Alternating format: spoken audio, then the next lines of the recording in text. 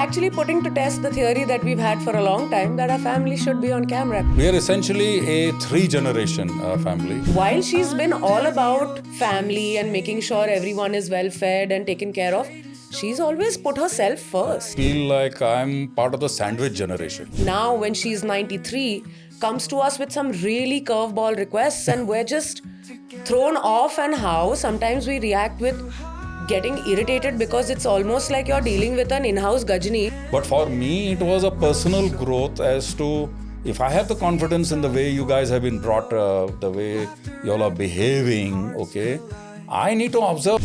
We're in a jungle and we've got to survive. So what do you do to survive without having to hurt the other person? Because I faced it, it helped me say, hey, I shouldn't do the same thing to the generation below me, which is you guys. This is what maybe mine or one generation lower calls intergenerational trauma. where you... Together we grow through highs and lows. Hi, I'm Divya and that's my dad. Hi, I'm Rajan. We're a millennial daughter and a boomer father going through the motions of life together with you guys. And we're actually putting to test the theory that we've had for a long time that our family should be on camera because we're all completely nuts. That it's a journey we share together as a family and especially as a father and daughter.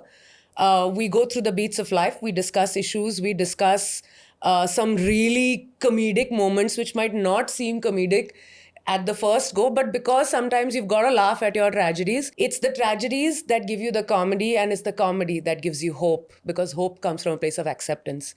You know that if you keep your heart open to life's endless possibilities, anything can happen. So on that note, should we start, Dad? Yeah, absolutely. I think the decision to get started with this podcast was to share, in a way, our lives with other people, because for us, it's been a big learning, okay? And I think what we've realized over the 40 years that we've been together in different phases, we've actually grown as human beings. And I think that's really been the experience, that's been the excitement that we have got. We are essentially a three-generation family, have been for the last 40 years. So our first decade, you can say, was with two children in the family, and mom and I, and with my mother. So that is how the three generations have been and still remains, okay, even today. That first decade was with you being the children. Then the next decade was when you, both girls, grew into your teens. But then the third decade happened once you were out of your teens, you all became adults. We became the parent, and my mother actually became like a child. And I think that's the change which I have gone through personally. I think it's been very interesting that you've sort of break it down to taking all three generations through the phases that we've seen in the last 30, 40 years. I mean, we grew up in a house which had opinions coming out of everywhere. To be honest, for even my generation, it's not normal to have three generations live in the same house. Most families are maybe smaller nuclear families, but they've not really experienced this. And believe me, I don't think anyone has experienced what we have gone through, because we've also had a very unique journey individually and together and as a family. So this is not just about celebrating you and I, it's also about somewhere knowing that the madness, and I call it madness because it's a nicer word to say for some things that can be traumatic and can leave, marks and scars in your soul. I think we chose for those marks and scars not to remain forever. Yeah.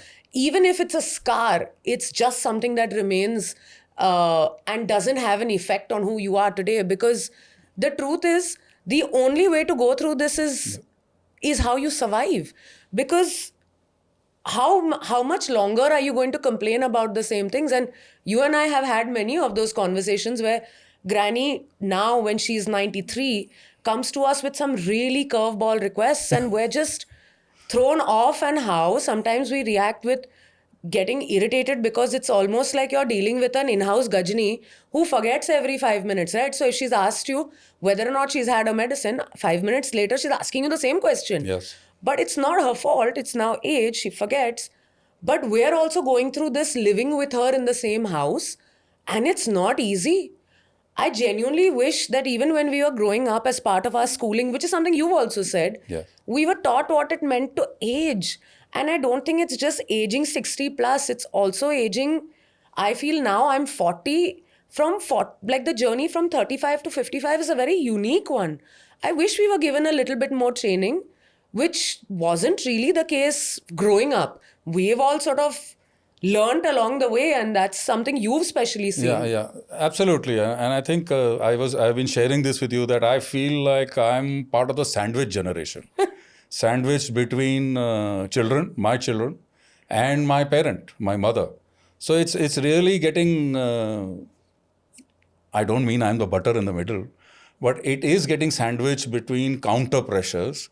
On one side, your children who constantly, as they grow up, they keep on asking you for freedom. And on the other side, I have my mother who doesn't let control go or want to let control go. So much so that she, today, being above 90, behaves like a child, but very much thinks that she's a parent. And I think that's the real push and pull which your mom and I have gone through in the last 40 years. But on the other side, there was my mother who just was like saying, Chum, this is how you need to live your life. And on the other side, you had you guys who wanted to study what you wanted. You wanted to go where you wanted. Of course, initially, especially from my side rather than your mother, you were first met with a big no. And I think it took me a long time to let go. Why? Because there were things I was not able to do while I was growing up. And I was using the same yardstick with you guys. And especially when you were girls, okay? As a father, you are very, very protective. But it's only over time with both of you pushing me, especially you. Of course, you got the brunt of it because you were the elder. Because I was also the rebel without the cause, no? At some point today, when I think about it in hindsight, I did not need to fight for my younger one because actually she was not interested. I felt like, oh my God, I'm not allowed to go here. I'm not given permission to do this. I must fight for my rights and in the process fight for my sister also. Only to realize that she didn't really care. So it's so interesting that even though we are talking about 3 generations, there is learning even from that gap, from someone even marginally younger than you, right? Because she functions through life with a very different set of rules. Not to say a very different set of values, but a very different set of rules where she puts herself first. And ironically, if you think about it, even with Granny, while she's been all about family and making sure everyone is well fed and taken care of, she's always put herself first. What was convenient to her, what was comfortable to her, always came first. Not to say that there weren't sacrifices made. Of course they were made. But today when we see her without any of the filters of society, and in all honesty, whether it is with her discipline, with life, or with her food or whatever, initially we didn't understand it, right? But in the long run, she's lived till 93 because she's been disciplined from as long as we can all remember, right? Whether it is about ensuring that we are all eating X number of badams in the day, or we're all having a certain amount of nutrition intake, or even if it was about the kind of stuff we were reading or we were exposed to. Her thing was all about making sure that you get it. And funnily enough, when you talked about control, she's trained us without realizing to be in control ourselves. She didn't realize that she needed to let go or she needed to see what happens because she's so afraid of what the outcome might be. And I feel that's also where we differ because somewhere she brought you up with a sense of fear. You guys didn't bring us up with a sense of fear. We came along with a sense of responsibility, which is very different from fear. I did initially, to be very frank. But it didn't stay for very long. Both of us, after a point, didn't listen. And frankly, like you said, didn't leave you with much choice. But the truth is, in many ways, you guys were setting us up for that situation. Whether it is about being able to work, I run my own business today, which in our family, especially your side, is not something that is very regular, very normal. You come from a With the corporate girls, background. Exactly. You come from a corporate background. It's not something, and I work in a business that nobody knows anything about. So the fact that while there was that fear, there was also that enthusiasm to experience, to be curious, to figure out what we can and cannot do. Right? It was not, oh no, don't do this.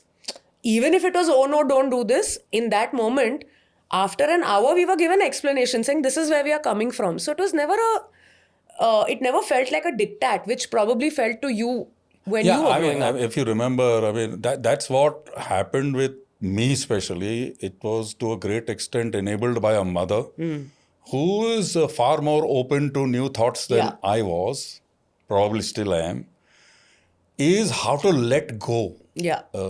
And that is something which uh, every generation needs to learn, especially when especially with children. Okay. And I think that if you ask me, the animals do it far better than human beings. Yeah, but they kind of have to, Yeah, right? they kind That's of have part to. of their survival Yeah, instinct. but in our case, I mean, it took some doing for me, especially, to let go so that you all could spread out. Okay, you all could In spread terms of out in opportunities and exposure. opportunities and running your own lives. You Yeah. see,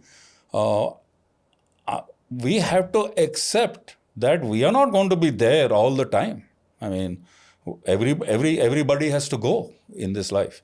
So if we are not going to be there and the next generation is going to be there, how is the next generation being enabled by me to live a great life?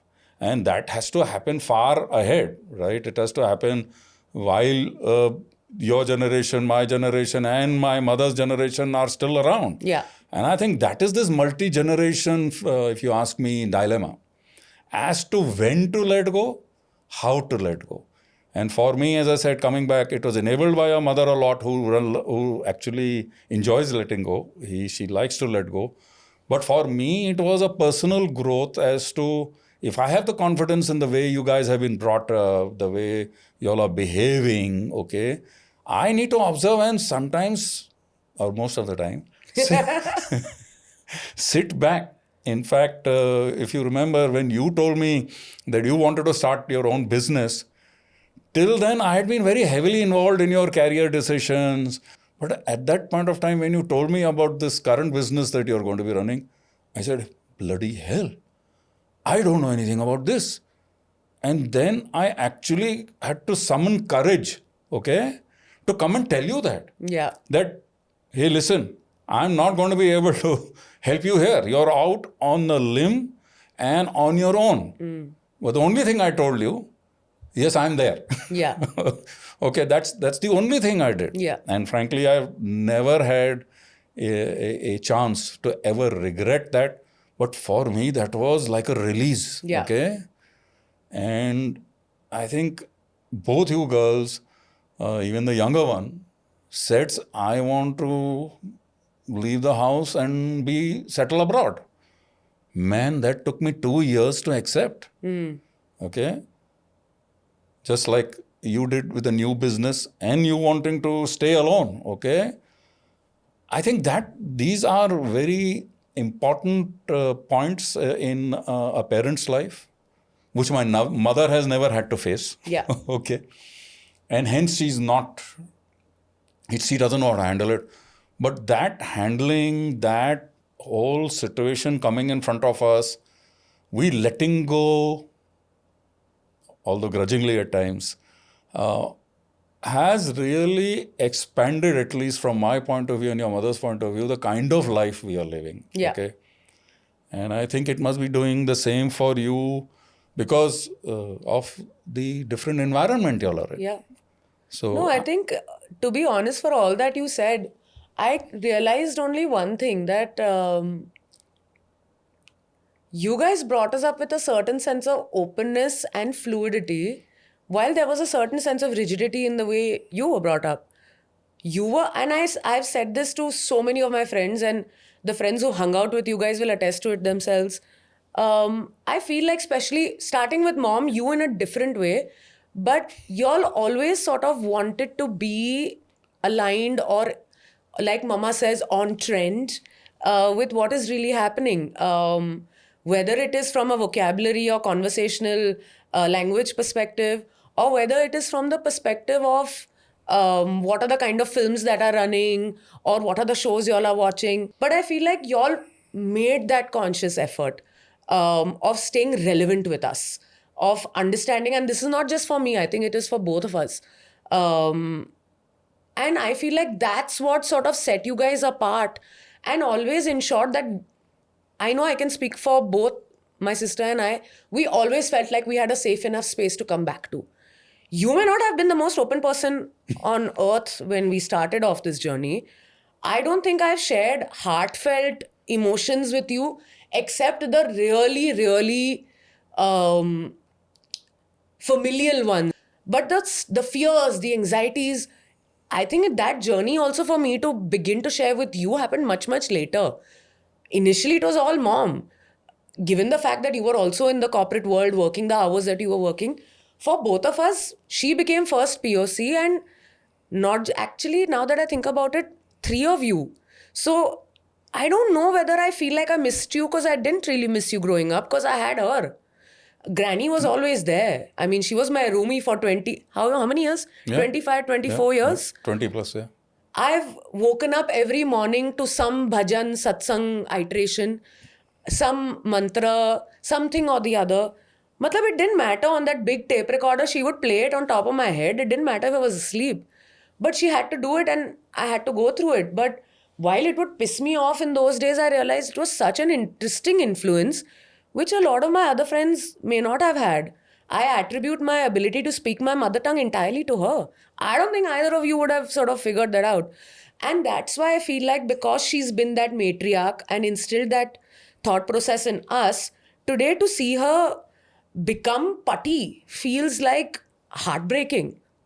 But like you and I always discuss this, we're in a jungle and we've got to survive. So what do you do to survive without having to hurt the other person? Is sometimes just make a conscious distance, and which is what we try to do, without having to come or make her feel out of place or that she's not wanted. It's a very weird balance, and one that is not struck with love. Yeah, I mean, I think, I can understand what you're saying from a granny point of view, but just like I was saying that you guys did a lot of pushing and prodding for me, especially from a learning perspective and having to cope up and maybe make myself relevant.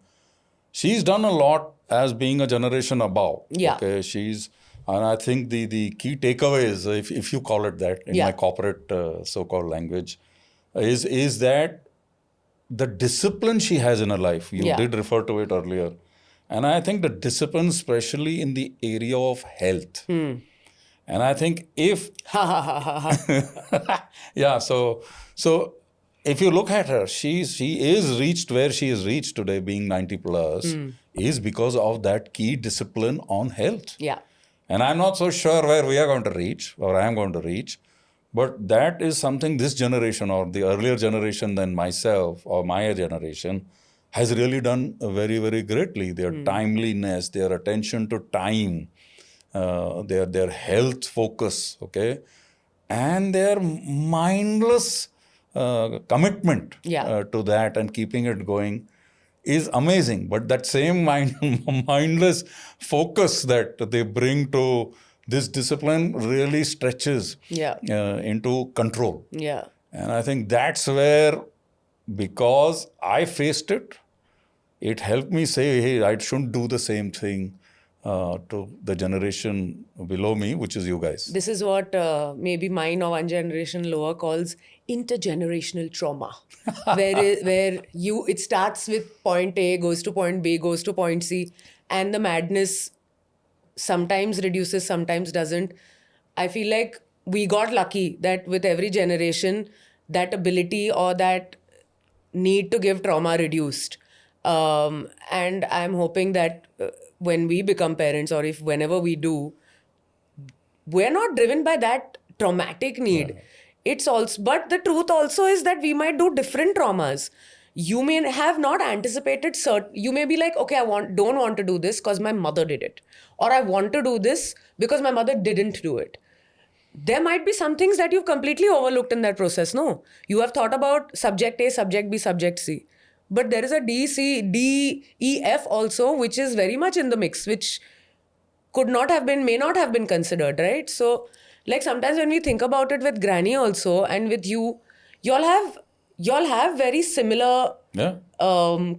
what's the word, triggers in your personality.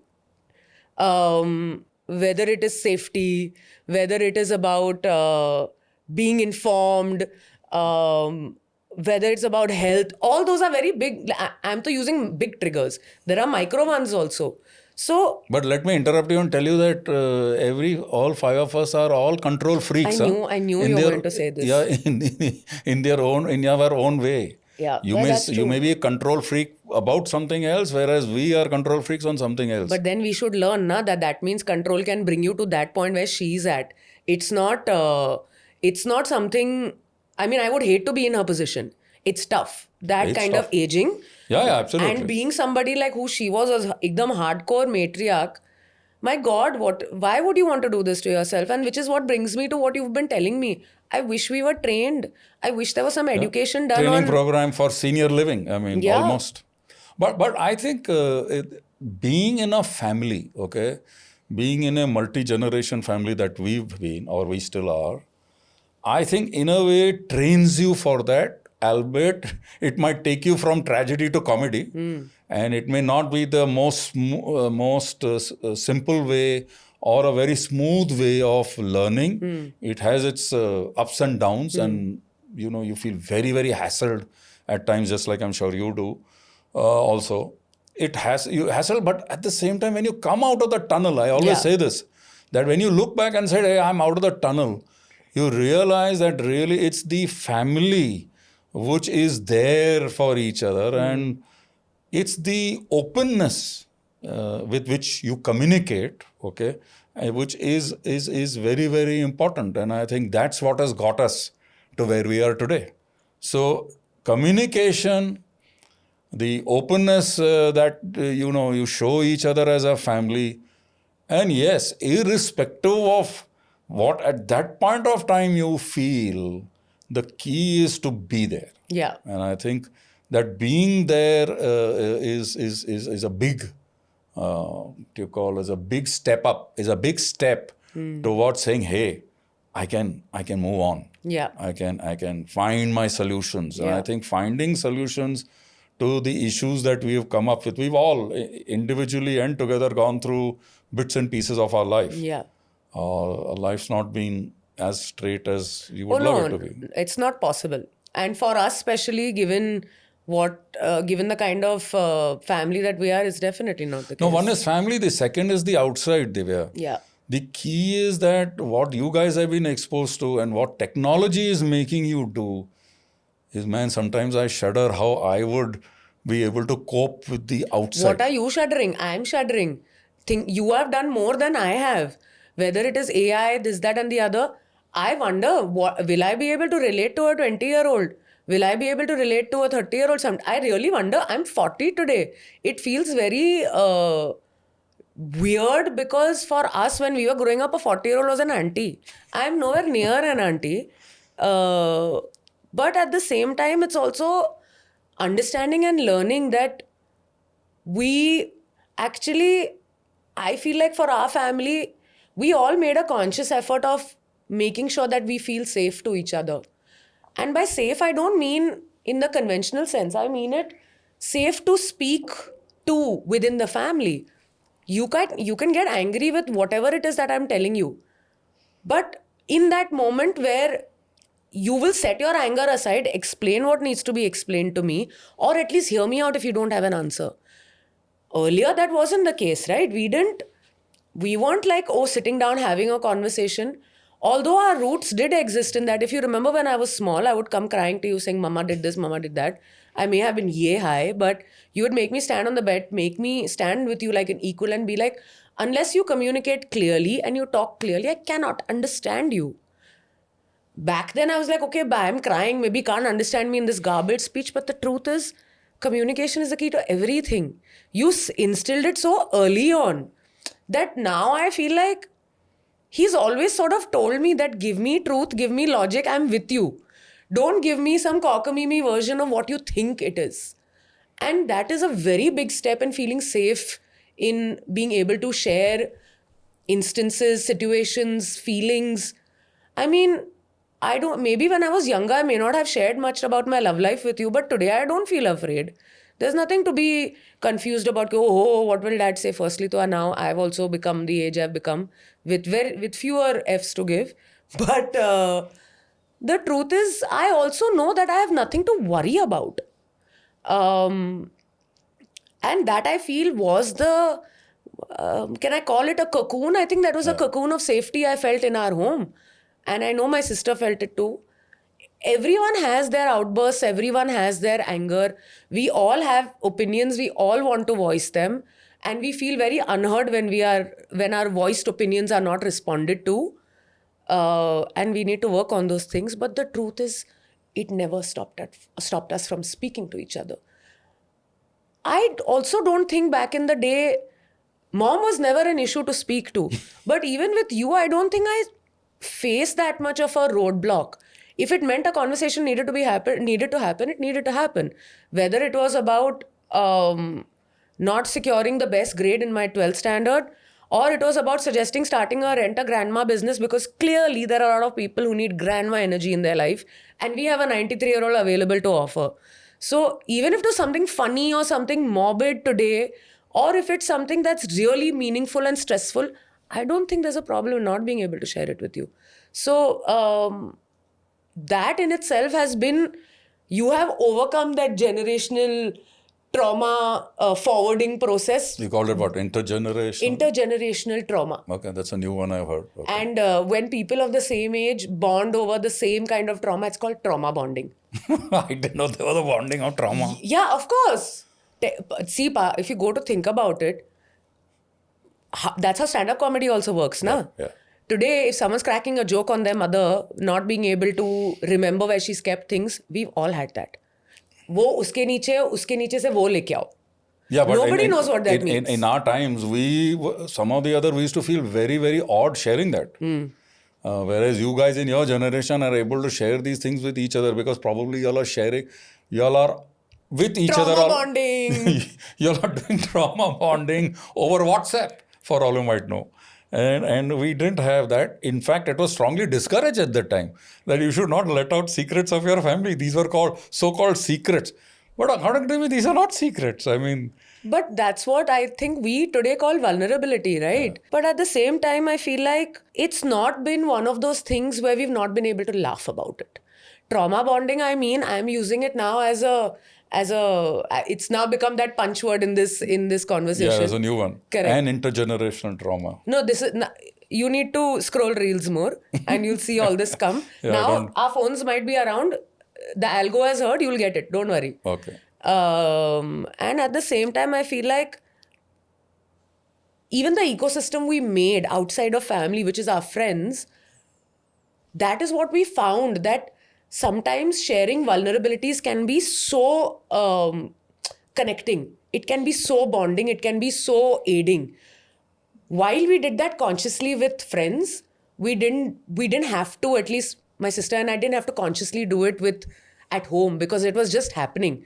While we would share and talk and, complain about similar things, I don't think it was ever a problem where we wondered, is this a situation that can be hopeful? Is there light at the end of the tunnel? That question never arose. I mean, I think when we get into conversing about your and my relationship in particular in the next episode, we'll probably be able to tell people more about what that means, because you and me in particular have managed to establish a fairly interesting communication pattern. I'm not commenting on my sister and mother's communication pattern because that's random and I don't really understand. But that's what makes us an interesting family. That's the family, right? Correct. You learn. Irrespective of the differences, the key is the bed, which is we are there. Correct. And we have safety, hope. if you call it. We are there. We have hope. We are open. And we are looking forward to all the possibilities that are coming our way. So there is no other reason why others shouldn't. So, guys, this was what we had in store for today. Hopefully, next week or the week after that, whenever we do decide to release our next episode, we'll give you a little bit of an insight into who the both of us really are and what makes us us. Yeah. So, until next time, be hopeful, be happy. Bye.